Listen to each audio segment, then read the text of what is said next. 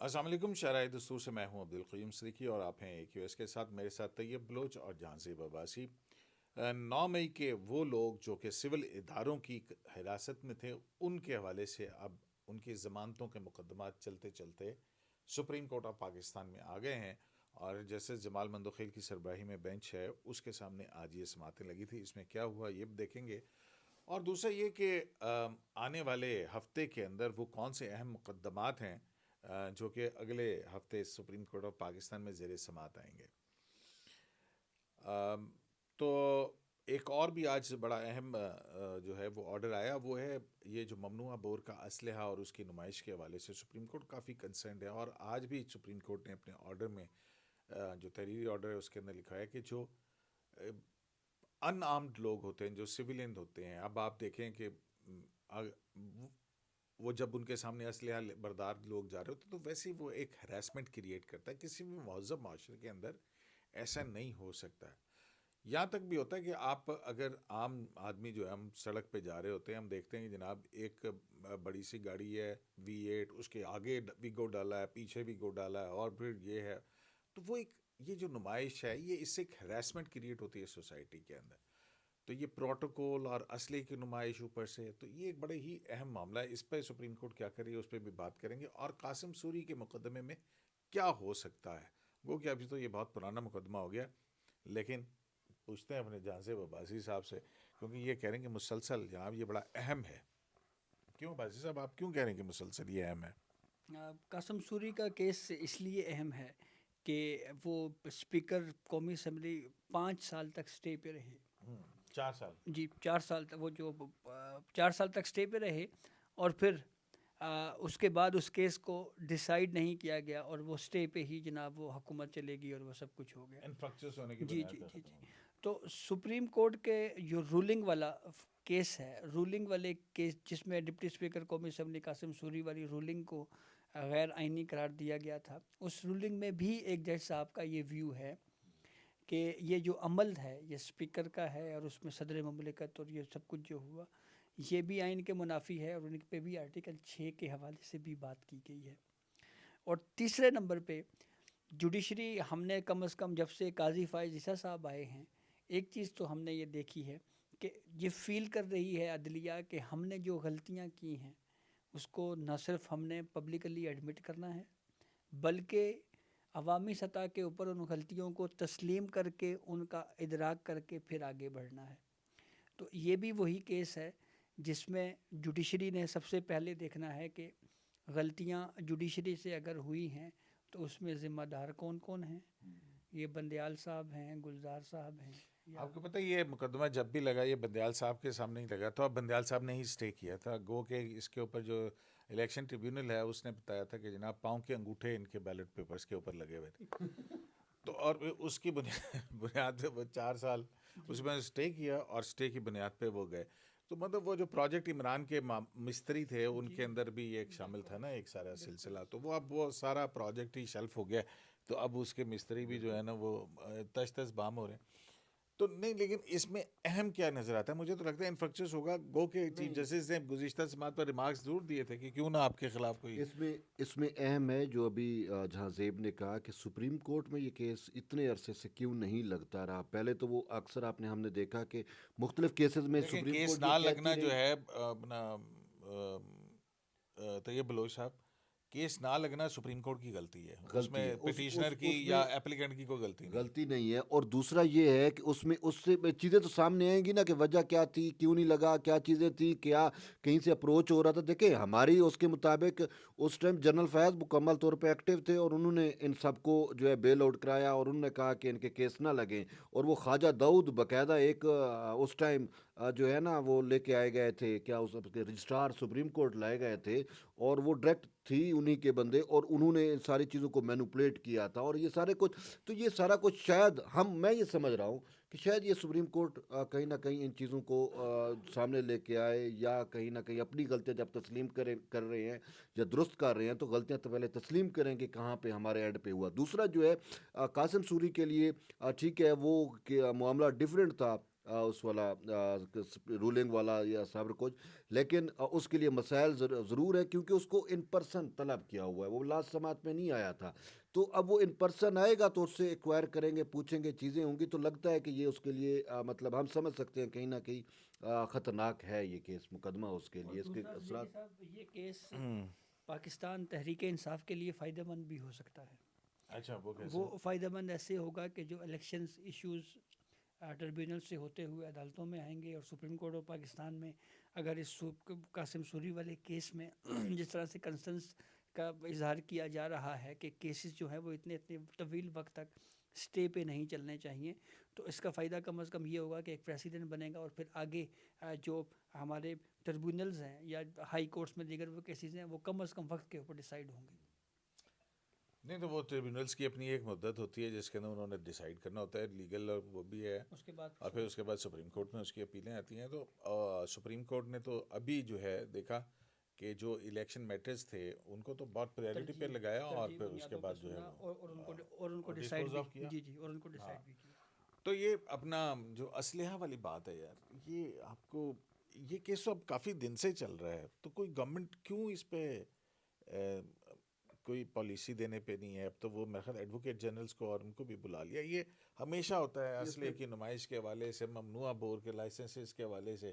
Even chief justice نے کہا مجھ سے پوچھے بغیر مجھے جو ہے نا انہوں نے لائسنس جاری کر دیا. اس پہ پالیسی حکومت کیسے دے؟ میں آپ کو بتاؤں، یہاں پہ میں پارلیمان میں آپ کو بتاتا ہوں یہاں پہ کیا ہوتی ہے. ایک ایم این اے جو ہے اس کی یہ کوشش ہوتی ہے کہ وہ کلاشنکوفس کی، یہ ممنوعہ بور جو ہے نا، یہ پسٹل وغیرہ تو چلو اتنا ایشو نہیں ہے، جو ان کے لائسنس جو ہے باقاعدہ اس کی بولیاں ہوتی ہیں، ٹھیک ہے، اور وزیر داخلہ کو انفلوئنس کیا جاتا ہے، پھر ایک ایم این اے کا اپنا ایک کوٹا ہوتا ہے، وہ 20 25 لیتا ہے اور پیچھے سے بڑا مال کمایا جاتا ہے.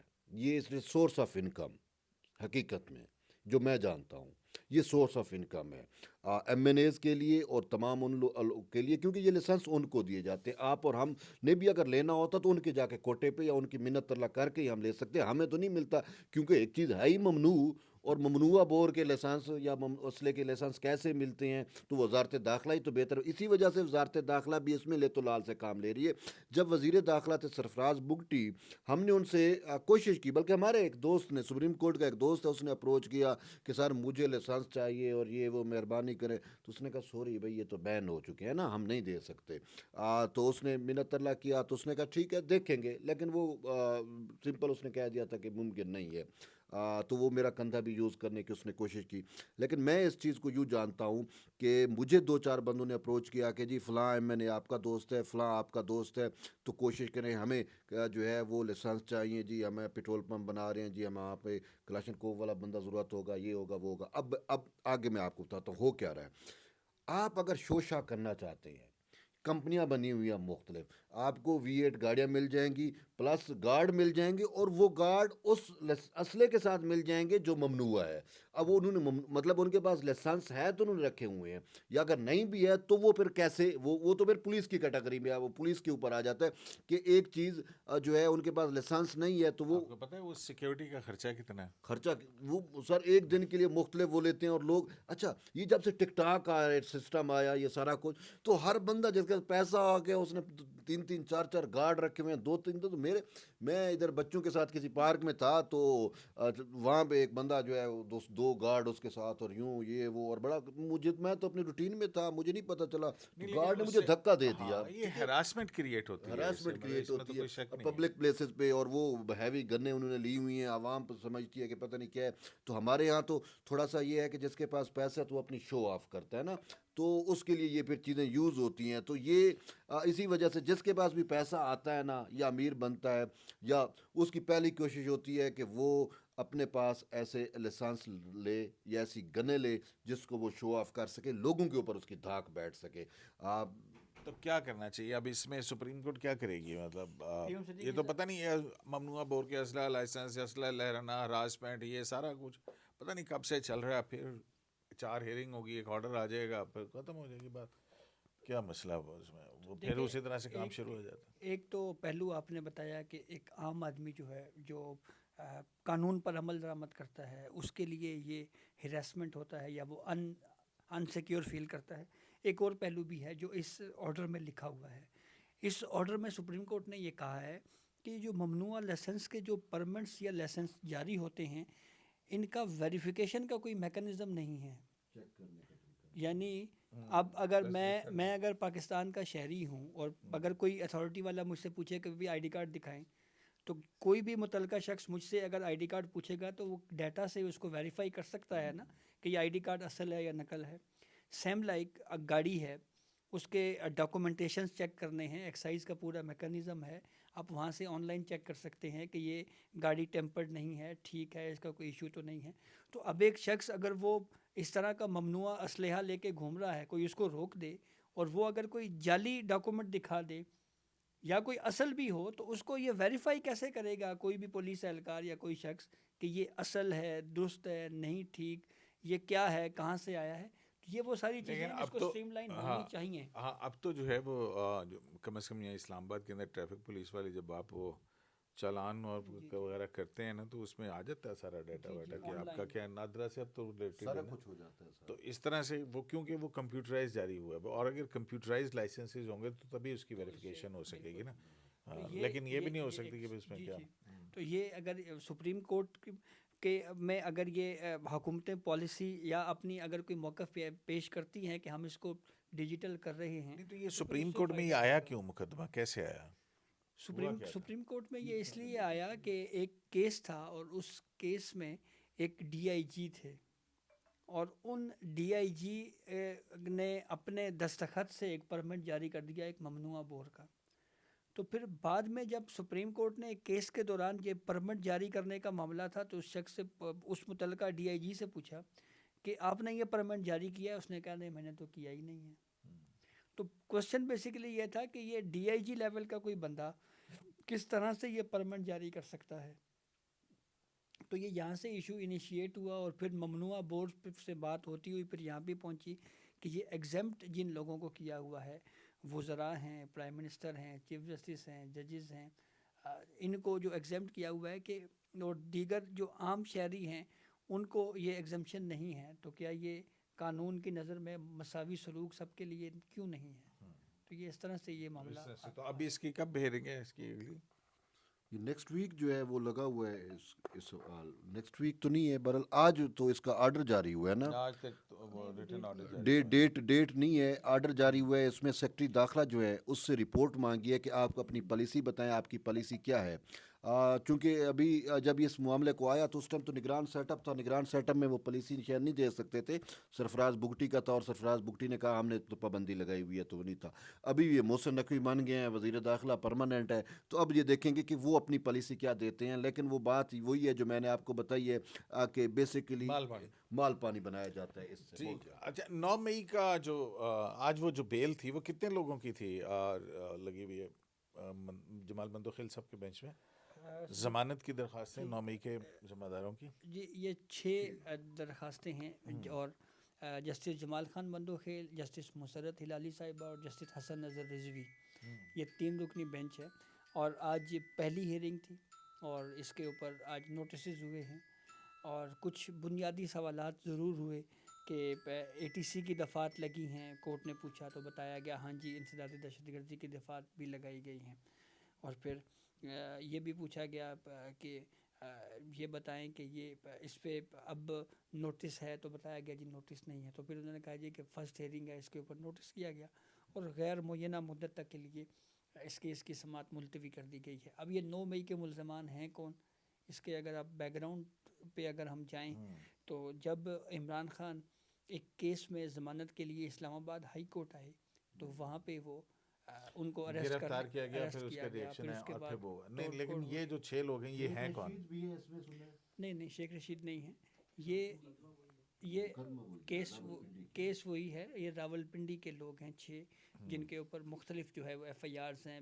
اور اس میں یہ بھی کہا جاتا ہے کہ ان سے جو برآمدگی ہوئی ہے اس میں پیٹرول بم یا اس طرح کی بھی کچھ چیزیں جو ہیں وہ برآمد ہوئی ہیں. تو یہ بہرحال اس پہ جو ہے وہ نوٹسز ہو گئے ہیں پنجاب گورنمنٹ کو, ظاہر پروسیکیوشن کو ہوں گے نوٹسز, اور پھر اس کے بعد تقریباً کم از کم 7 دن کا وقت تو ہوتا ہی ہے, مطلب جب نوٹس ہوں گے. لیکن اینی ویز دیکھتے ہیں کہ جب کب یہ مقدمہ لگتا ہے. تو جناب یہ تھی کہ آئندہ ہفتے جو ہے وہ چیدہ چیدہ مقدمات کون کون سے لگ رہے ہیں. ایک تو یہ تھا، اور کون سا تھا؟ قاسم سوری والا ہو گیا، قاسم سوری والا، اس کے علاوہ کچھ الیکشنز میٹرز بھی سمینہ خالد سمینہ خالد گرکی والا، گرکی سمینہ والا بھی گرکی لگا والا. ہوا ہے، وہ بھی نیکسٹ ہاں ویک وہ ہے. مطلب چلیں. 12 شرائع دستور سے عبدالقیوم صدیقی کو ایک لائف سے اجازت دیجیے. اللہ نگہبان.